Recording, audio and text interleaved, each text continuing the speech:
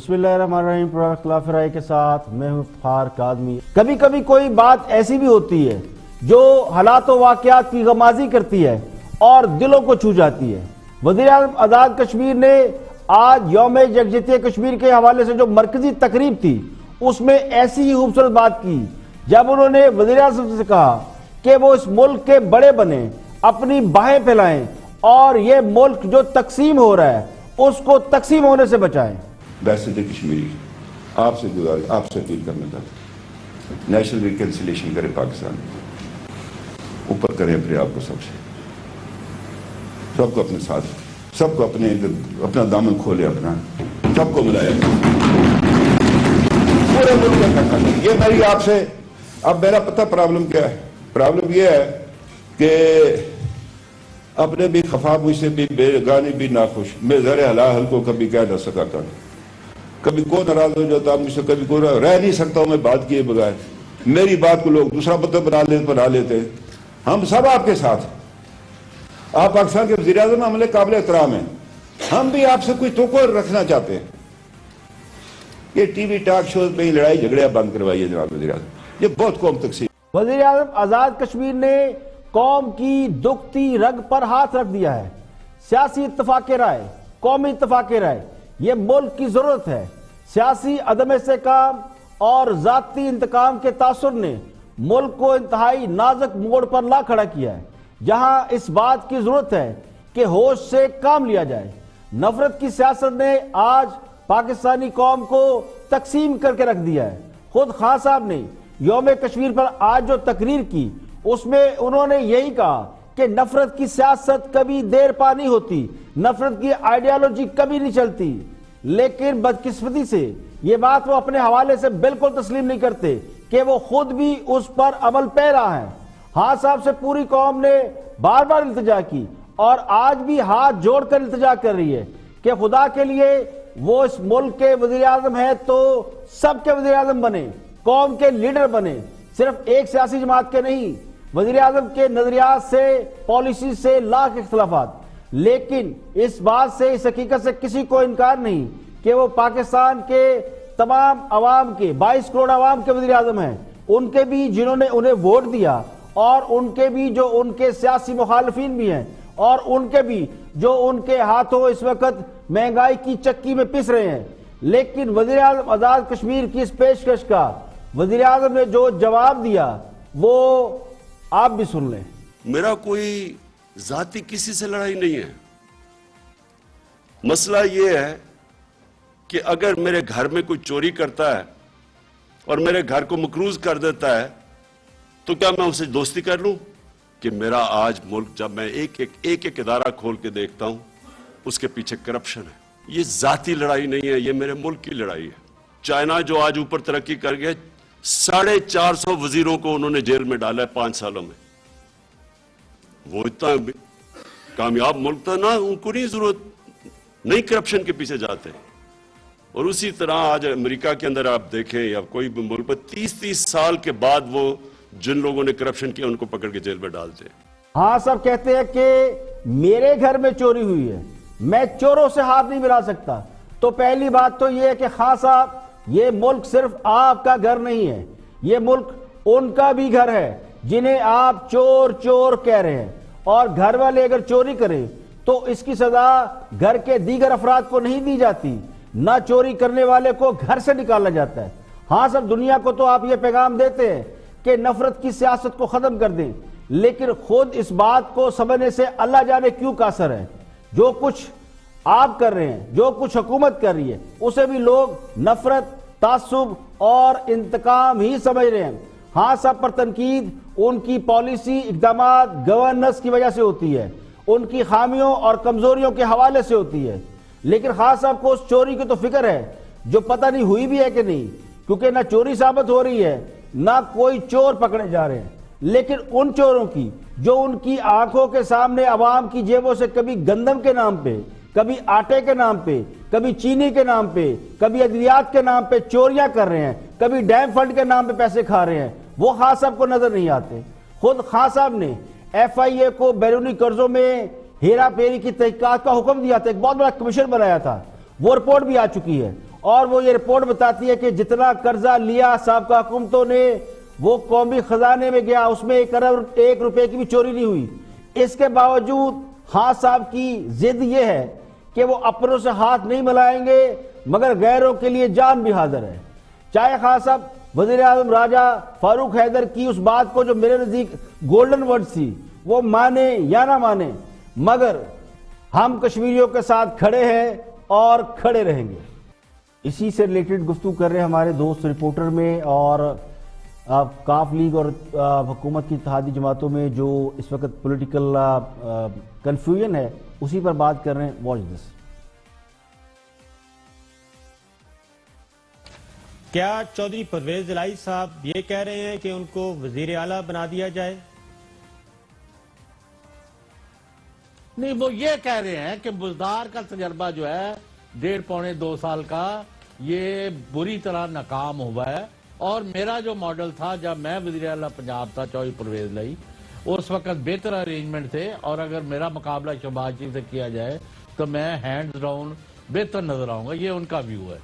ہمارا موقف یہ ہے کہ 1.5 سال یہ بیٹھ رہے ہیں پنجاب میں، ایفیکٹولی ان کا قابو اور کنٹرول ہے، معاف کرنا، ہر ان کے کام ہو رہے تھے جائز نجائز، اس وقت سب ٹھیک تھا، ہر وقت رات دن اٹھتے بیٹھتے عثمان بزدار، ہم اور عثمان، یہ پی ٹی آئی بھی چھوڑ جائے اگر عثمان بزدار کو تو ہم نہیں چھوڑیں گے کبھی کچھ۔ اب ایسی کیا مسئلہ ہوا ہے، لیکن اب پرابلم ان کا یہ ہو گیا ہے، پاپڑ تو ہر کوئی بیلتا ہے کہ جی ہمارا کوئی داغ لگ جائے۔ ہوا یہ ہے کہ نون لیگ والے جو لیڈرشپ ہے آپ ان کی طرف نہیں آ رہے جی، کہ مریم صاحبہ جو یہاں 2 مہینے سے چپ بیٹھی ہیں، مراقبے میں چلی گئی، جنہوں پنجابی سے کئی دفعہ رہے پے نے، جو نواز شریف لندن میں ہے، شہباز شریف ہے، وہ کون سا معاہدہ کر کے گئے ہوئے ہیں جو پی ٹی آئی اب کسی اتحادی سے یا غیر اتحادی سے کوئی ڈکٹیشن لینے کو تیار ہی نہیں ہو رہے۔ ان کو پتا ہے کہ بھئی ان کو بتا دیا گیا کہ اگلے الیکشن تک آپ نے اب اس سیٹ اپ کو نہیں چھیڑنا۔ دیکھیے تصویر کا دوسرا رخ یہ ہے جس کے بارے میں کچھ عرصہ قبل چودھری شجاعت نے کہا تھا کہ ایک وقت ایسا آئے گا کہ کوئی بھی وزیر اعظم بننے کے لیے تیار نہیں ہوگا۔ اس وقت بڑی سیاسی جماعتوں میں کوئی بھی جماعت ایسی نہیں جو اپنے گلے میں گھنٹی باندھنے کو تیار ہو۔ ہاں صاحب کو بھی اتحادیوں سے کوئی خطرہ نہیں، خطرہ تو اس وقت ہوتا جب اپوزیشن باہیں پھیلائے کھڑے ہوتی، ان ہاؤس تبدیلی یا کسی اور طریقے سے یہ کوشش کی جاتی کہ حکومت گرا دی جائے، تو حکومت کے حمایتی اس کو کسی معاہدے کا نتیجہ قرار دے کر اسے حکومت کی کامیابی قرار دے رہے ہیں، کیونکہ اپوزیشن ایکٹیو نہیں ہے تو اسے حکومت کی کامیابی سمجھا جا رہا ہے۔ اب مولانا فضل الرحمان اور دیگر کچھ سیاسی جماعتیں ان کا نقطہ نظر کچھ اور ہے، وہ ہر صورت تبدیلی کے حق میں ہیں، لیکن ان کے پاس پارلیمنٹ میں اتنی سیٹیں نہیں ہیں، اتنا مینڈیٹ نہیں ہے کہ وہ الائنس کر کے بھی حکومت بنا سکے۔ تو خان صاحب کے جو اس وقت کانفیڈنس ہے، جو اتحادیوں کو لفٹ نہیں کرا رہے، اس کی اصل وجہ جو مجھے نظر آتی ہے وہ یہی ہے کہ اتحادیوں کا حکومت کے ساتھ رہنا اب ان سے زیادہ اتحادیوں کی مجبوری ہے۔ اگر کسی نے ان ہاؤس تبدیلی یا متبادل سیٹ اپ کا وعدہ کیا بھی تھا، یعنی جب مولانا نکلے تھے اور انہوں نے دھرنا دیا تھا، تو جن سے بھی انہوں نے وعدہ کیا تھا وہ پتے تو ہوا دے چکے ہیں، لیکن اتحادی اس کوشش میں ہے کہ اپنی اہمیت کو اسی طرح تسلیم کرا سکیں جس طرح دھرنے سے پہلے ان کی اہمیت تھی، لیکن دھرنے کے بعد اور اپوزیشن کے پیچھے ہٹنے کی وجہ سے وہ سچویشن بدل چکی ہے۔ اگر تو اپوزیشن تھوڑا سا بھی بھاؤ دے تو خاص صاحب اتحادیوں کے مطالبات ماننے میں 2 منٹ نہیں لگائیں گے۔ بہت سینئر جرنلسٹ ہیں اور بہت سے اخبارات کے مدیر بھی رہے ہیں۔ سلیم بخاری صاحب تجزیہ کر رہے ہیں ملک کی سیاست کا اور حالات کا، دیکھتے ہیں کیا فرماتے ہیں سلیم بخاری صاحب۔ گھر سے شروع کریں گے احتساب، تبھی اس کی کریڈیبلٹی بھی ہوگی۔ جتنا مرضی عمران خان صاحب گلا پھاڑ کے دوسروں کو بے ایمان، دوسروں کو چور، دوسروں کو ڈاکو کہتے رہے، لیکن جب تک اپنے اندر کے ڈاکو اور چور نہیں پکڑیں گے ان کی نہ کریڈیبلٹی ہوگی نہ اس کا کچھ ہوگا۔ یہ ابھی واجد ضیاء صاحب کے بارے میں بھٹی صاحب فرما رہے تھے، آپ کا خیال یہ کہ واجد ضیاء کو اس لیے لگایا کہ وہ پی ٹی آئی کے بندے پکڑے؟ فار گاڈ سے کون سی دنیا میں آپ رہتے ہیں؟ تو میں آپ کو دو کس کو کچھ لگائیں؟ مثالیں دے دیتا بتائیں ہوں۔ کس کو لگائیں؟ میں آ رہا ہوں نا جی، بھائی میں آ رہا ہوں، مجھے بات تو کر لینے دینا بھٹی صاحب۔ نہیں کریں سر، گزارش یہ کریں، ہے لیکن کس کو لگائیں؟ کہ آپ نے سر میں عرض کر دیتا ہوں نا آپ کو، دیکھیے ہم نے یہ دیکھا کہ ایک شخص ہے ان کا نام ہے انیل مسرف، وہ شیخ رشید صاحب کو ہیرٹس میں شاپنگ کرا رہے ہیں اور بہت سے منسٹروں کو کرا رہے ہیں, عمران خان صاحب کے بیٹوں کو لے کے ورلڈ کپ میں پہنچے ہوئے ہیں. ہمیں کوئی اعتراض نہیں ہے, دوست ہونے چاہیے, سب کے ہونے چاہیے, لیکن اگر کل کو انہیں 50 لاکھ گھر بنانے کا ٹھیکہ مل جائے گا تو کیا کہیں گے اس کو آپ؟ جب تک آپ یہ چیزیں آئیڈینٹیفائی نہیں کریں گے, وہ ملک ریاض صاحب کو جرمانہ ہوا تھا, اس کے پیسے کیسے چلے گئے سپریم کورٹ کے اس فنڈ میں جناب, جو جرمانے کے اندر اس کے کاؤنٹ ہو گئے؟ کون ذمہ دار تھا؟ کسی کو آئیڈینٹیفائی کیا آپ نے؟ صرف حلق پھاڑ پھاڑ کے دوسرے چور ہیں, اور اپنے گریبان میں بھی تو جھانکو نا, تبھی کریڈیبلٹی ہوگی, تبھی یہ معاملہ کسی نہج پہ پہنچے گا. ورنہ چیخیں مارتے رہے, پہلے بھی مارتے رہے تھے. آپ کا خیال ہے کہ نواز شریف نے کبھی نہیں کہا تھا کہ بڑے چور ہیں, بڑے مافیاز ہیں؟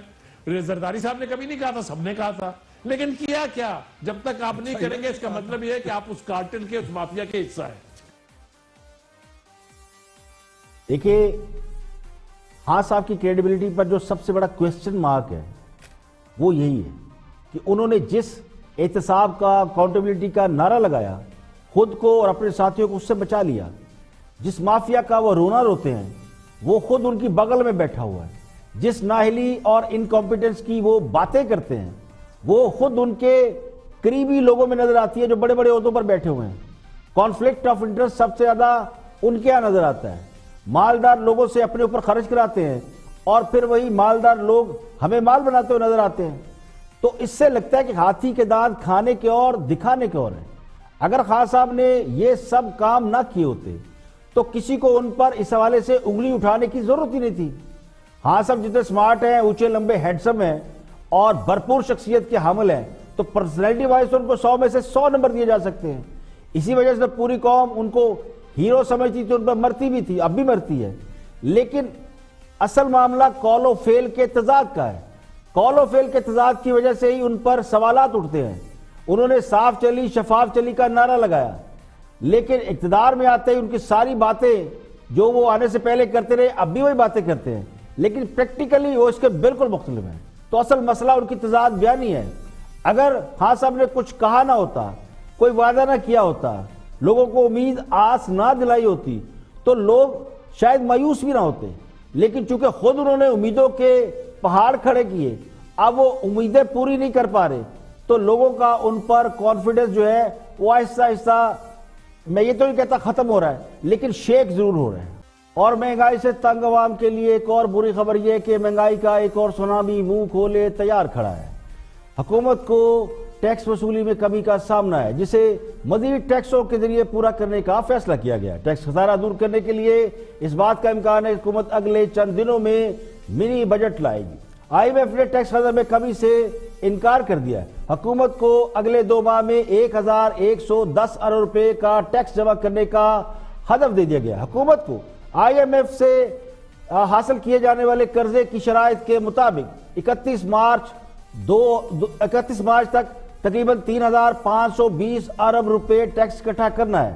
اور آئی ایم ایف نے حکومت کے لیے جو مجموعی ٹیکس کا ہدف مقرر کیا ہوا ہے وہ 5238 ارب روپے ہے.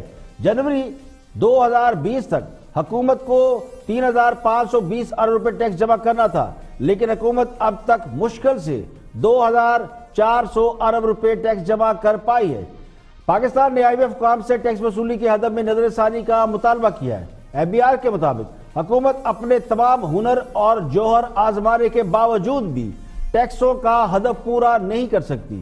ایف بی آر کے ذرائع کے مطابق زیادہ سے زیادہ اس مالی سال کے دوران 4455 ارب روپے ٹیکس جمع کیا جا سکتا ہے, جو آئی ایم ایف کے ہدف سے تقریباً 1100 ارب روپے کا شارٹ فال ہے. نظر ثانی شدہ یعنی ٹیکسوں میں کمی کے بعد بھی یعنی 5238 ارب روپے کا ہدف ہے. اس حساب سے دیکھا جائے تو یہ شارٹ فال تقریباً 786 ارب روپے رہ جائے گا. اس صورتحال کے پیش نظر ٹیکس ریونیو میں اضافے کے لیے اگلے چند روز میں ایک اور منی بجٹ لایا جا سکتا ہے. ٹیکسوں کی وجہ سے مشکل صورتحال سے 2-4 معاشی سرگرمیاں اور مشکلات کا شکار ہو جائیں گی اور ان میں مزید کمی آئے گی. ایف بی آر حکام کا دعویٰ یہ ہے کہ سب سے زیادہ کمی اس بار کسٹم ریونیو کلیکشن میں آئی ہے, جہاں سے تقریباً 1000 ارب روپے ریونیو کا ہدف مقرر کیا گیا تھا, لیکن وہاں سے تقریباً نصف رقم ملنے کی توقع ہے, یعنی 500 سے 600 ارب روپیہ ٹیکسوں کی صورت میں اکٹھا ہوگا یا ہو چکا ہے. کسٹم سائٹ پر منفی گروتھ نے سارا بوجھ ان لینڈ ریونیو پر ڈال دیا ہے. IMF کو بتایا گیا ہے کہ انکم ٹیکس، GST اور فیڈرل ایکسائز ڈیوٹی کی صورت میں ان لینڈ ریونیو سروس سے زیادہ حکومت 3,800 ارب روپے جمع کر سکتی ہے، اور ذرائع کے مطابق سیل ٹیکس اور FED کے حوالے سے ٹیکس وصولی میں اضافہ ہوا ہے، لیکن انکم ٹیکس وصولی میں حکومت ناکام رہی ہے، اور انکم ٹیکس میں سیلری سے متعلق ٹیکس اور ود ہولڈنگ سے ریونیو مل رہا ہے۔ تو GDP گروتھ ریٹ کم ہونے کی وجہ سے تمام شعبوں کے ٹیکس حجم میں کمی آئی ہے۔ حکومت نے IMF حکام سے ٹیکس وصولی کا ہدف حقائق کے قریب لانے کی درخواست کی ہے، یعنی حکومت چاہتی ہے کہ IMF ٹیکسوں کا ہدف کم کر دے، لیکن IMF اور FBR کے درمیان ٹیکس وصولیوں میں کمی پر اتفاق نہیں ہو سکا۔ اب یا تو حکومت کو درآمدات میں اضافہ کرنا پڑے گا تاکہ کسٹم ریونیو کی وصولی کا ٹارگٹ پورا کیا جا سکے۔ حکومت نے بجٹ خسارہ کم کرنے کے لیے درآمدات پر پابندی لگا رکھی ہے، یعنی امپورٹ بھی کم ہو رہی ہے اور ایکسپورٹ بھی کم ہو رہی ہے، جس کی وجہ سے کسٹم ریونیو کم ہوئی ہے۔ اب یا تو حکومت امپورٹ کھول دے اور باہر سے چیزیں پاکستان لانے کی اجازت دے تو ٹیکس وصولی میں اضافہ ہو سکتا ہے، یا پھر عوام پر مزید ٹیکس لگائے جائیں گے جس سے مہنگائی میں مزید اضافہ ہوگا، جو پہلے ہی گزشتہ کئی سال کی بلند ترین سطح پر پہنچ چکی ہے۔ FBR کے چیئرمین شبر زیدی بھی ٹیکس وصولی کا ہدف پورا کرنے میں ناکامی پر اعصابی دباؤ کا شکار ہو کر سرکاری ذمہ داریاں چھوڑ چکے ہیں۔ اس مشکل صورتحال میں جبکہ FBR کا محکمہ جس سے ٹیکس وصولی کا ہدف بھی پورا کرنا ہے، اس کا کوئی باقاعدہ سربراہ بھی موجود نہیں، حکومت یہ ہدف کیسے پورا کرے گی، یہ بہت بڑا چیلنج ہے۔ تو لگتا ہے حکومت اس حوالے سے ایک تیر سے دو شکار کرنا چاہتی ہے، ایک تو ٹیکس ریونیو میں کمی کے کو جواز بنا کر منی بجٹ لایا جائے گا، اور دوسرا ٹیکس ریونیو میں کمی کو جواز بنا کر ہی امپورٹ کھول دی جائے گی۔ یہاں پہ لیں گے ایک بریک، اور بریک کے بعد جب واپس آئیں گے اور بھی ہم موضوعات آپ کے ساتھ شیئر کریں گے، ہمارے ساتھ رہیے گا۔ ویلکم بیک، آپ دیکھ رہے ہیں پروگرام اختلاف رائے، اور میں افتخار کاظم بریک کے بعد حاضر خدمت ہے۔ کم سن بچوں کے ساتھ زیادتی کرنے والے دمداروں کے خلاف 70 سال بعد قومی اسمبلی میں مشترکہ قرارداد منظور کر لی گئی، جس کے مطابق بچوں سے زیادتی کے ملزمان کو سرعام پھانسی کی سزا تجویز کی گئی۔ حکومت کی طرف سے پیش کیے گئے بل کی حکومت کے اندر سے زیادہ مخالفت شروع ہو گئی ہے۔ فواد چودھری اور شیریں مزاری نے بچوں سے زیادتی کے مجرمان کو سرعام پھانسی کی تجویز کی مخالفت کی ہے۔ فواد چودھری کا موقف یہ کہ یہ ظالمانہ تہذیب کے طریقوں میں سے ایک سنگین عمل ہے، معاشرے متوازی طریقے سے چلتے ہیں اور جرائم کا جواب بربریت نہیں ہوتا، یہ انتہا پسندی کا ایک اور اظہار ہے۔ تو فواد چودھری کی اس لاجک پر خود PTI کے لوگ خاصے ناراض دکھائی دیتے ہیں، اور سوشل میڈیا پر ان کا خاصا رد عمل دکھائی دیتا ہے۔ PTI کے ووٹر اور سپورٹر انہیں مختلف القابات اور خطابات سے نواز رہے ہیں، اور آستین میں چھپے لبرل اور موم بتی مافیا قرار دے رہے ہیں۔ حالانکہ اس بل کی یا اس تجویز کی مخالفت، یعنی پھانسی کی سزا کی مخالفت پیپلز پارٹی کی طرف سے بھی کی گئی ہے، لیکن PTI والے سارا بل فواد چودھری اور شیریں مزاری پر پھاڑ رہے ہیں۔ تو بچوں سے زیادتی کے کیس، یعنی بچوں سے زیادتی کے واقعات کے حوالے سے معاشرے میں زبردست تحفظات پائے جاتے ہیں۔ قصور میں کوئی 1.5-2 سال پہلے جب PMLN کی حکومت تھی تو ننھی زینب کا واقعہ تھا، تو ننھی زینب سمیت کئی بچوں کے ساتھ زیادتی کے واقعات نے پوری قوم کو ہلا کر رکھ دیا تھا۔ اس کے بعد سے یہ مطالبہ سوسائٹی کی طرف سے سامنے آ رہا تھا کہ بچوں سے زیادتی کے ملزمان کو سر عام پھانسی دی جائے تاکہ وہ نشان عبرت بن سکے، ان واقعات کی روک تھام ہو سکے۔ تو زینب قتل کیس کے بعد بھی ہم نے یہ دیکھا کہ ان واقعات کا سلسلہ تسلسل سے جاری رہا ہے، جس پر رائے عامہ اور زیادہ مضبوط ہوئی کہ بچوں سے زیادتی کرنے والے جنسی درندے جب تک نشان عبرت نہیں بنیں گے اس وقت تک اس عمل کو روکنا ممکن نہیں۔ 80 کی دہائی میں جب ضیاء الحق اس ملک کے حکمران تھے، ان کا دور حکومت تھا، تو ایک بڑا ہی مشہور کیس تھا، ایک 3 سالہ بچہ پپو جسے اسی طرح کے واقعے میں قتل کر دیا گیا تھا، زیادتی کے بعد اسے مار کر ایک جوہر میں پھینک دیا گیا تھا۔ اس کیس میں ملزمان کو صرف 3 دن ٹرائل کے بعد لاہور کی ایک بہت بڑی شاہراہ پر سرعام پھانسی لگا دی۔ اس واقعے کا اتنا گہرا اثر پڑا تھا کہ اگلے کئی سال تک دوبارہ کسی بچے سے زیادتی کا کیس رپورٹ نہیں ہوا۔ تو اس وقت بچوں سے زیادتی کے مجرموں کو سرعام پھانسی دینا بربریت نہیں بلکہ وقت کی ضرورت بن چکا ہے. تو مغربی دنیا شاید اسے جہالت سمجھتی ہو اور وہ پھانسی کی سزا کی مخالفت بھی کرتی ہے.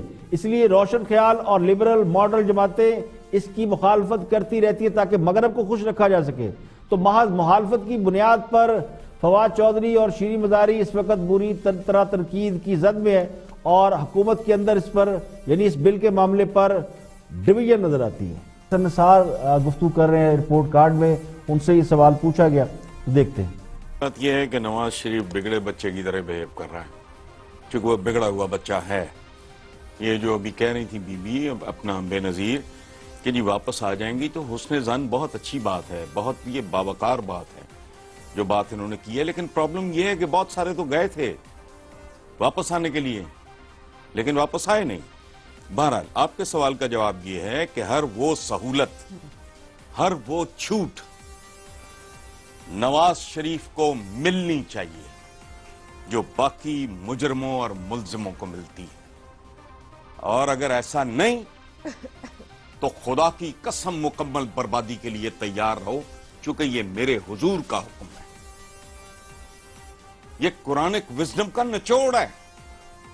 کہا تھا کہ پچھلی قومیں اس لیے یوں برباد ہو گئی. اگر ان کا حق ہے میں اس کے لیے لڑنے کو تیار ہوں. مطلب اگر نہیں ہے یہ کیا بات ہے، میں یہ نہیں کراؤں گا، میں وہ نہیں کراؤں گا. اب بگڑا ہوا بچہ ہے، وہ ایڑیاں رگڑ رہا ہے. وہی راج ہٹ، بال ہٹ اور تریا ہٹ والی بات ہے. بالکل نہیں. اگر عام بندے کو نہیں ملتا تو آسمان گر پڑے، نہیں ملنا چاہیے. اس ملک کو ملک بناؤ. It's nearly 72 years. چنڈو خانہ بنا دیا آپ نے. یہ سوال ہی نہیں ہونے چاہیے. اگر قانونی آئینی طور پہ ہے، یہ انسانی ہمدردی کیا ہوتی ہے؟ یہ میرے لیے کیوں نہیں ہے انسانی ہمدردی؟ باقی جانور ہیں.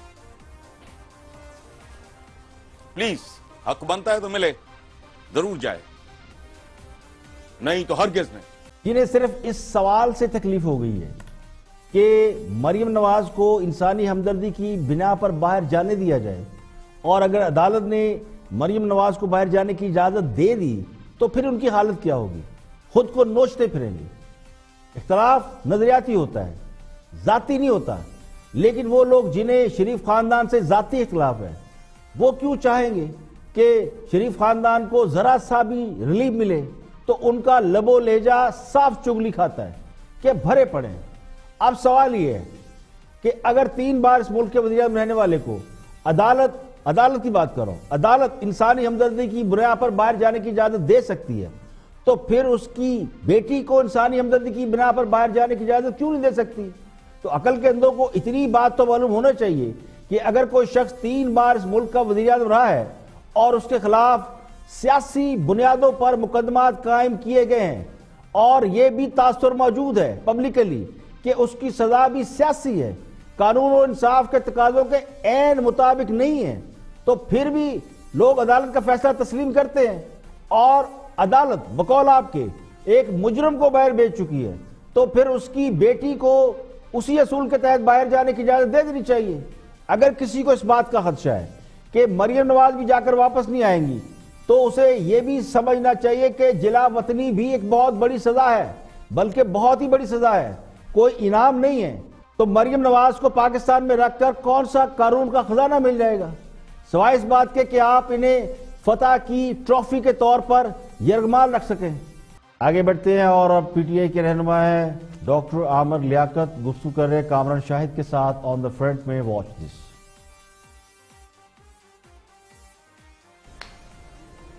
جی عامر بھائی پوچھے کبھی پرائم منسٹر سے کون سا مافیا پرائم منسٹر کو پتا ہے؟ مافیا جانتے ہیں پرائم منسٹر کیا ہے؟ پرائم منسٹر ایک وقت کا انتظار کر رہے ہیں، یہ میں آج آپ کو بتا دوں.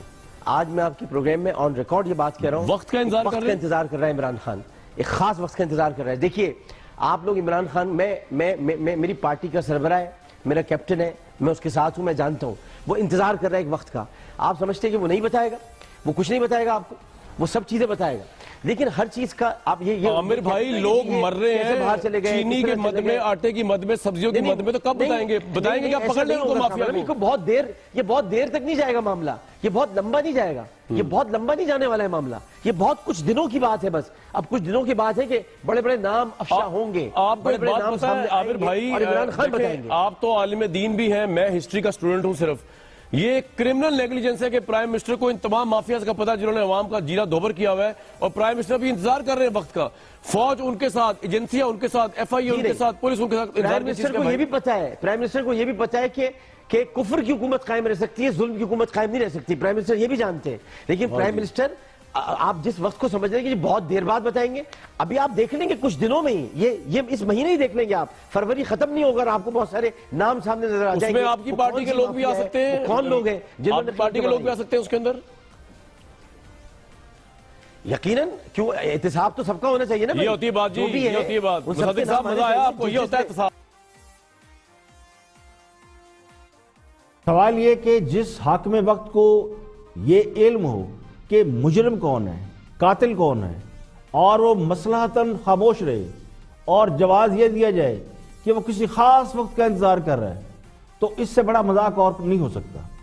حکمران جماعت کے سارے سیگے مستقبل کے حوالے سے استعمال ہوتے ہیں. ہو جائے گا, کر دیں گے, بس چند دنوں کی بات ہے, ہاں سب چند دنوں میں مافیا کے بارے میں بتا دیں گے. ہمارے ایک دوست فیصل واڈا بھی آئے تھے, انہوں نے بھی چند دنوں میں نوکریوں کی بارش کرنے کے دعوے کیے, اور پھر چراغوں میں روشنی نہ رہی. دوبارہ آئے تو قوم کو فوجی بوٹ دکھا کر چلتے بنے. مراد سعید کے $200 ارب بھی چند دنوں کی بات تھی, وہ چند دن 1.5 سال گزرنے کے بعد بھی نہیں آئے. تو ایک مثال ہے کہ جیسی کوکو ویسی کوکو کے بچے. ہاں صاحب کے سارے وعدے مستقبل کے سیگے کا شاہکار ہیں, یعنی کر دیں گے, ہو جائیں گے, تو ان کے لوگ بھی ان کے نقش قدم پر چلتے ہوئے ہر بات میں کر دیں گے, ہو جائے گا, بس ہونے والا ہے, 2-4 دن کی بات ہے, بس اگلے سال ہو جائے گا, اس سے اگلے سال ہو جائے گا. تو اسی کی گردان پکڑے ہوئے ہیں. تو کوئی بھی ایک کام ایسا نہیں جس کے بارے میں پورے وثوق سے یہ کہا جا سکے کہ وہ مکمل ہے یا کر دیا گیا ہے. اب یہ کہا جا رہا ہے ہاں سب کسی مناسب وقت کا انتظار کر رہے ہیں تاکہ قوم کو بتا سکے کہ مافیا کیا ہے. تو گزارش یہ کہ قوم کو اس بات سے کوئی دلچسپی نہیں ہے کہ مافیا کون ہے اور اشرافیہ کون ہے. مافیا ہے تو پکڑے, ثبوت ہے تو سزا دلائیں, نمبر ٹانگنے کے لیے بھاشن مت دیں. کیا اس بات کا انتظار کیا جا رہا ہے کہ جب ہم سب کہتے پھریں کہ اب پچھتائے کیا ہوت جب چڑیا چگے کھیت. یہاں پہ لیں گے ایک بریک, اور بریک کے بعد جب واپس آئیں گے تو اور بھی ہم موضوعات آپ کے ساتھ شیئر کریں گے. ہمارے ساتھ رہیے. ویلکم بیک, آپ دیکھ رہے ہیں پروگرام اختلاف رائے میں افتخار کاظمی. بریک کے بعد حاضر خدمت ہے. آگے بڑھتے ہیں اور اب بات کرتے ہیں حکومت اور اس کے اتحادیوں میں جو ناراضگی چل رہی ہے اس کے حوالے سے, اور بہت سی ان ہاؤس تبدیلی اور اس طرح کی باتیں ہو رہی ہیں. تو شامی صاحب ابھی لندن سے بھی ہو کر آئے ہیں, تو دیکھتے ہیں کہ ان کے پاس خبر بھی ہے کوئی, وہ خبر کیا ہے اور ان کا سیاسی حالات کے حوالے سے تجزیہ کیا ہے. واچ نقطہ نظر. معاملات کے حوالے سے جو سلجھنے کا نام نہیں لے رہے, کیونکہ اتحادی بحثیت مجموعی جو نئی مذاکراتی کمیٹیاں بنی ہیں ان پر تحفظات کا اظہار کر رہے ہیں. کافلی کے حوالے سے ہم ڈیٹیل میں شام سے بات کر لی.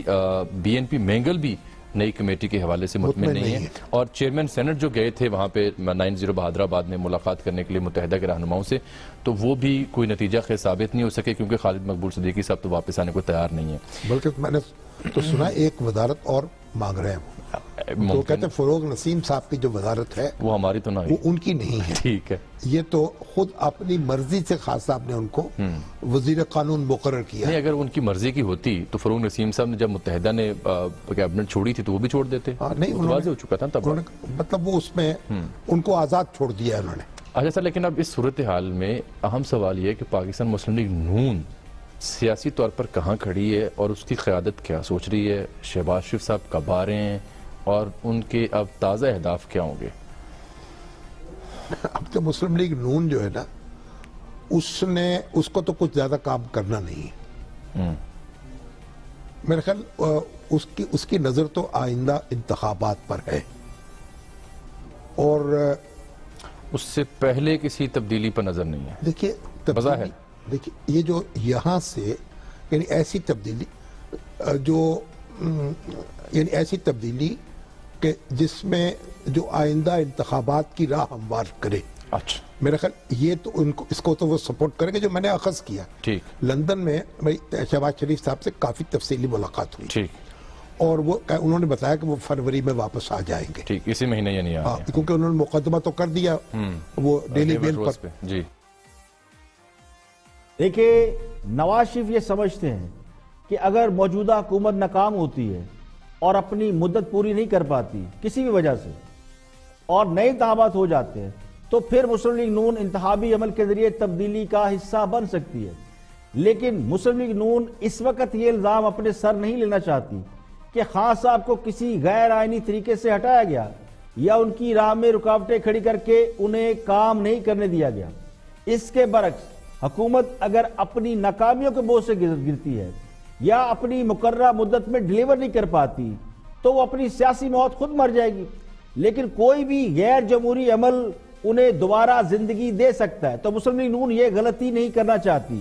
یہ اس وقت سوچ ہے نون لیگ کی قیادت کی.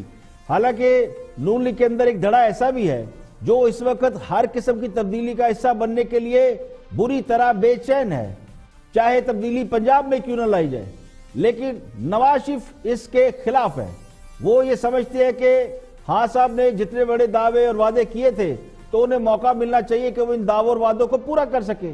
اگر وہ ڈیلیور نہیں کر پاتے تو مسلم لیگ نون کے لیے موقع ہوگا کہ وہ دوبارہ الیکشن میں جائیں, الیکشن جیت کر دوبارہ اقتدار میں آ سکتے ہیں. تو شامی صاحب کے تجزیے سے قبل جو لندن سے ہو کر آئے ہیں, میں نے ایک تجزیہ دیا تھا اپنی معلومات کی بنیاد پہ, وہ بھی آپ کے ساتھ شیئر کرتے ہیں. دیکھیں اہم سوال یہ ہے کہ مسلم لیگ نون کی سیاست ایک دم جارحانہ سے مفاہمانہ کیسے ہو گئی؟ کیا اس کا تعلق مقدمات میں ریلیف سے ہے؟ تو وہ تو نظر نہیں آتا. بیان بازی بھی دونوں طرف سے جاری ہے, روزانہ مختلف معاملات پر پوائنٹ سکورنگ بھی کی جا رہی ہے, لیکن معاملہ صرف زبانی کلامی ہے. عملی طور پر مسلم لیگ نون جتنی بڑی سیاسی جماعت ہے روزانہ لوگوں کو سڑکوں پر نکال سکتی ہے, احتجاجی مظاہرے کر سکتی ہے, سڑکیں بلاک کر سکتی ہے, لیکن عوامی ایشوز پر بھی سیاست یا احتجاجی سیاست کا رنگ ذرا سا بھی دکھائی نہیں دیتا, جس سے یہ سمجھنے میں مدد ملتی ہے کہ مسلم لیگ نون کو فی الحال احتجاجی سیاست سے کوئی دلچسپی نہیں ہے, نہ ہی وہ حکومت گرانے پر زور لگا رہی ہے. بلکہ ایک دو مرحلے ایسے بھی آئے تھے جہاں زور لگایا جا سکتا تھا, وہاں بھی مسلم لیگ نون پیچھے ہٹ گئی ہے. تو اس کی بڑی وجہ یہی سمجھ میں آتی ہے کہ فی الحال مسلم لیگ نون حکومت گرانے میں کوئی دلچسپی نہیں رکھتی. حکمران جماعت اس کا فائدہ اٹھا کر نون لیگ پر پھر سے اٹیک ضرور کرے گی. اسی لیے یہ کہا جا رہا ہے کہ نون لیگ پر شاید مشکل وقت بھی آئے, لیکن گمان یہ ہے کہ جب تک نواز شریف مکمل صحت یاب نہیں ہوتے اس وقت تک میرا نہیں خیال کہ مسلم لیگ نون کوئی ایکشن کرے گی یا کوئی عملی قدم اٹھائے گی. ورنہ مسلم لیگ نون کے اچھے دن پھر سے شروع ہو سکتے ہیں اگر وہ حکومت گرانے اور اپنی حکومت بنانے کے لیے سنجیدہ ہوں. لیکن ذرائع یہ کہتے ہیں کہ نواز شریف فی الحال یہ گھنٹی اپنے گلے میں باندھنے کے لیے تیار نہیں ہے. وزیراعظم کے معاون خصوصی ہیں ندیم افضل چند اور پنجاب کے سابق وزیر قانون رانا ثناء اللہ اور مسلم لیگ نون پنجاب کے صدر بھی رانا ثناء اللہ گفتگو کر رہے ہیں. کسی اہم موضوع پہ دیکھتے ہیں کیا فرماتے ہیں. Watch please.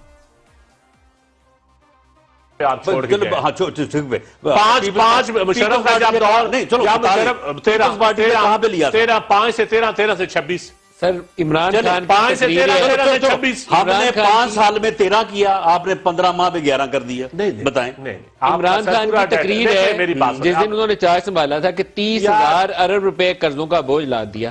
تو اب سرکاری طور پہ نمبر ہے 41,500 ارب قرضوں کا بوجھ ہو گیا. تو اب 11,500 ارب آپ نے 15 ماہ میں لگایا کہاں ہے یہ بتائیں.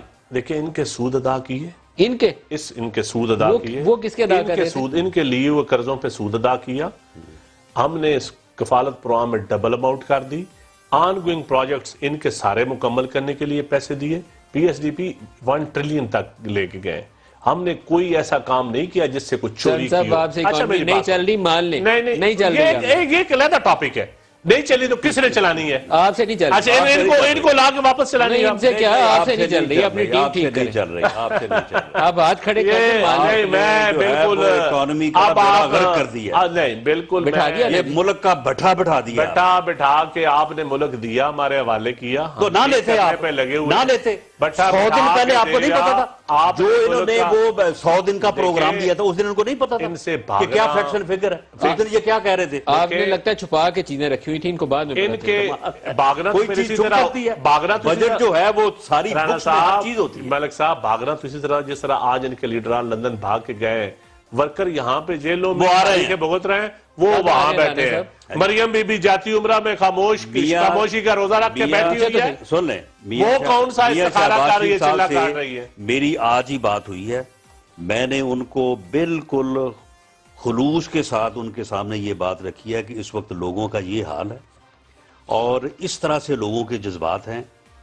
ہمیں لوگوں کے ساتھ کھڑا ہونا چاہیے, ورنہ اگر کوئی اس قسم کے واقعات ہو گئے 2-4 اس ملک میں, تو اس ملک میں انارکی ہو جائے گی. تو میاں صاحب نے یہ وعدہ کیا ہے کہ میں انشاءاللہ مارچ میں آ جاؤں گا. مارچ میں یہ آپ کو ان کو قائل کرنا پڑے گا, کیونکہ انہوں نے جو معاملات طے کر کے گئے ہیں. اس میں میری بات کرنے کے بعد انہوں نے آج خود یہ بات کی ہے کہ میں نے جتنی تنقید اس وقت حکومت پر ہو رہی ہے اتنی ہی تنقید اپوزیشن پر بھی ہو رہی ہے. پہلے جب مہنگائی ہوتی تھی یا کوئی بھی عوامی مسئلہ ہوتا تھا تو سیاسی جماعتیں عوام کے جذبات کی ترجمانی کرنے کے لیے پروٹیسٹ کرتی تھی, باہر نکلتی تھی, بہت سے مطالبات منوا بھی لیتی تھی. آج لوگ شدید مسائل کا شکار ہیں. گیس کے جنوری کے جو بل لوگوں کو آئے ہیں انہوں نے لوگوں کی چیخیں نکلوا دی. جنہیں 500 سے 1000 روپے کا بل آتا تھا انہیں 15 سے 16,000 گیس کا بل آ رہا ہے. یعنی جس کی طرح 15,000 ہے اسے گیس کا بل بھی 15,000 آ رہا ہے. تو مہنگائی کے حوالے سے صرف میڈیا حکومت پر پریشر ڈال رہا ہے, لیکن سیاسی جماعتیں اس پر بالکل احتجاج نہیں کر رہی. الٹا عوام کو کوسنے دیے جا رہے ہیں کہ ہور چوپو. لگتا ہے کہ مسلم لیگ نون بھی عوام سے اس بات کا بدلہ لے رہی ہے کہ لوگ خود سے باہر کیوں نہیں نکلے. تو گزارش یہ ہے کہ لوگوں کو لیڈرشپ باہر نکالتی ہے. لوگ خود سے اگر باہر نکل آئیں اور لیڈر نہ ہو تو پھر معاملات آؤٹ آف کنٹرول ہو جاتے ہیں. لیڈر کے بغیر لوگ ہجوم کی شکل اختیار کرتے ہیں اور ہجوم کچھ بھی کر سکتا ہے. اگر تو اس بات کا انتظار کیا جا رہا ہے کہ لوگ خود نکلیں اور ہجوم بن کر کچھ کریں تو پھر اللہ یحفظ ہے. کوئی بھی سیاسی جماعت خواہ مسلم لیگ نون ہو یا کوئی اور سیاسی جماعت, اگر وہ یہ سمجھتی ہے کہ وہ صرف ویٹ اینڈ سی کریں گے اور بیٹھ کے دیکھتے رہیں گے اور اگلی باری ان کی ہوگی, تو میرا گمان یہ ہے کہ اگر لہر نکلی تو وہ بھی اس میں کچلے جائیں گے. اسی مسئلے پہ کہ آخر حکومت کو ہر طرف مافیاز کیوں نظر آتے ہیں اور یہ مافیاز کیا ہوتے ہیں, اکبر زیدی ماہر معیشت شاہ زیب خانزادہ کے ساتھ گفتگو کر رہے ہیں. دیکھتے ہیں کہ وہ کیا فرماتے ہیں. یہ مافیا ہیں یا حکومت مس مینج کر رہی ہے چیزیں, ان سے سنبھل نہیں رہی ہیں, جس کی وجہ سے صورتحال یہ نظر آ رہی ہے. معیشت سے اس کا براہ راست کوئی تعلق نہیں ہے, اور اگر مافیاز ہیں وہ حکومت میں رہے ہیں تقریباً 1.5 سال ہو گیا, ان کو پتہ ہونا چاہیے کون سی لابی بھاری ہے, کون سی جو ہے وہ قیمتیں بڑھا رہی ہے. لیکن میرے خیال ہے یہ مسئلہ نہیں ہے, یہ ایک طرح سے جو حقائق ہیں ان سے ذرا پیچھے ہٹنا ہے اور کنارہ کشی کرنا ہے. بنیادی طور پہ تو یہ ان کا ایک آئٹم ایجنڈا تھا جب سے انہوں نے IMF کے ساتھ معاہدہ کیا ہے پچھلے مئی میں, وہ یہ تھا کہ کرنٹ اکاؤنٹ ڈیفیسٹ کم کرنا. وہ تو کامیاب ہو گئے. باقی کسی اور نے کسی اور چیز کے بارے میں بات نہیں کی تھی کہ اچھا مہنگائی کا کیا ہوگا, بے روزگاری کا کیا ہوگا. آپ جو بات کر رہے ہیں 14.5% مہنگائی, اگر آپ وہ تو ایک طرف ہے, لیکن اگر آپ جس کو خورد و نوش کی چیزیں دیکھیں, فوڈ انفلیشن جسے کہا جاتا ہے, وہ تو 25% ہے. اور یہ مہنگائی کا مطلب تو یہ نہیں ہوتا کہ اے سی نہیں چل رہا ہے یا گیس نہیں ہے یا گاڑی نہیں ہے, وہ تو اپنی جگہ ہے. لیکن جب یہ کھانے پینے کی چیزیں شاید مہنگی ہو جاتی ہیں اور 25% ان میں مہنگائی ہوئی ہے اس سال, تو آپ خود سوچیں کہ لوگوں پر کتنا اثر پڑ رہا ہوگا.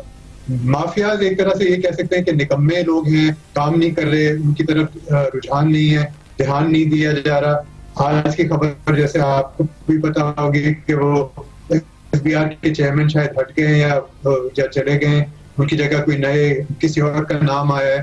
تو اگر اس طرح کی اس کو مافیا کہنا غلط ہوگا, اس کو کہنا ہوگا نا اہلی کمپلین کامس. میرا اس حکومت نے یہ واضح کر دیا ہے کہ آئی ایم ایف کے جانے کے بعد جب ان کو ایک پروگرام ملا تھا جس پر یہ کچھ آگے بڑھ سکتے تھے, انہوں نے بس وہ پروگرام تو چلا لیا ہے, ایک ہدف انہوں نے پورا اس کو ٹارگیٹ میٹ کر لیا ہے, اس کے علاوہ ان کو کوئی دلچسپی. دیکھیں, جب وزراء اور ترجمانوں کا کام صرف اپوزیشن کو چور چور کہنا رہ جائے, جب زیادہ وقت ٹی وی ٹاک شو میں گزارا جائے اور اپنے کارناموں کی ویڈیو کلپ بنا کر وزیر اعظم سے داد لی جائے, تو پھر حکومت کیسے چل سکتی ہے؟ حکومت چلانا کوئی معمولی کام نہیں ہوتا, اس کے لیے کام کرنا پڑتا ہے اور کام کرنے سے پہلے کام کو سمجھنا پڑتا ہے. اب پتہ نہیں کس نے حکمران جماعت کو یہ بات سمجھا دی ہے کہ اپوزیشن کی ایسی تیسی پھیرنا, انہیں کرپٹ اور چور چور کہنا ہی حکومت چلانا ہوتا ہے. 1.5 سال حکومت میں رہنے کے باوجود کوئی ایک وزارت یا محکمہ ایسا نہیں جو اپنی کارکردگی پر فخر کر سکتا ہو یا اپنی رپورٹ عوام کے سامنے رکھ سکتا ہو. تو خان صاحب کی جو سب سے بڑی غلطی ہے, خان صاحب پاپولر لیڈر تھے اور لوگوں نے انہیں بڑی امیدوں کے ساتھ اقتدار کی مسرت پہ بٹھایا تھا, تو ان کی سب سے بڑی غلطی یہی ہے کہ انہوں نے اپنی پوری حکومت کو اپوزیشن کے پیچھے لگا دیا, وزارتوں اور محکموں کو بچت کرنے پہ لگا دیا, تجارتی خسارہ کم کرنے کے لیے تجارت پر کٹ لگا دیا, ترقیاتی کام بند کرا دیے, جس کا نتیجہ یہ ہوا کہ کام رک گیا اور پورے سوسائٹی کے اندر افراط زر اب تیزی سے پھیل رہا ہے. پہلے کہتے تھے کہ تجربہ نہیں ہے, سیکھ جائیں گے, لیکن تجربے سے لگتا یوں ہے کہ صرف یہی سیکھا ہے کہ عوام جائیں بھاڑ میں. آئی ایم ایف یا دوست ملکوں سے پیسے لے کر کام چلایا جائے, اس میں تو کامیابی مل گئی, لیکن اب اس کی قیمت قوم کو ادا کرنا پڑی ہے اور نہلی کا نام ہم نے مافیا رکھ دیا ہے. آج کے لیے اتنا ہی, کل پھر حاضر ہوں گے مزید خبروں, تبصروں, تجزیوں کے ساتھ. پروگرام اختلاف رائے سے افتخار کا آدمی کو اجازت دیجیے. اپنا بہت بہت خیال رکھیے.